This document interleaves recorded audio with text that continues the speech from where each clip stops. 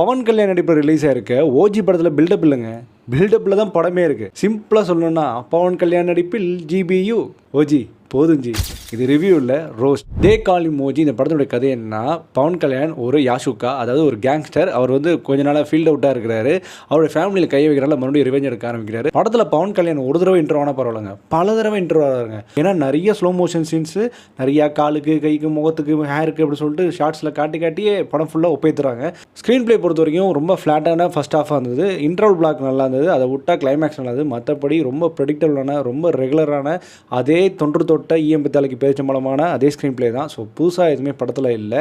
படத்தில் தாங்கிறதே தமனீஸோட மியூசிக்கும் and Ravi K சந்திரனோட டிஏபி மட்டும் தான். இவங்க ரெண்டு பேருமே இல்லை, படமே ஒன்றுமே இல்லைன்ற நிலைமைக்கு ஆகிருக்கும். லிட்டரலி இந்த படம் பார்க்கும்போது ஒரு ஜிபியு படம் பார்க்குற மாதிரியே இருக்குது. ஜிபி படத்தில் இருக்கிற சாங்ஸ் பிஜிஎம் எல்லாத்தையும் அப்படியே இந்த படத்துக்கு தூக்கி போட்டால் அப்படியே ஆப்டாகும், அந்த மாதிரி தான் இருந்தது. ஜிபியு வந்து அட்லீஸ்ட் ஜாலியாக ஃபன்னாக என்டர்டெயின் பண்ணிச்சு. இந்த படம் வந்து எந்த ஒரு டைம்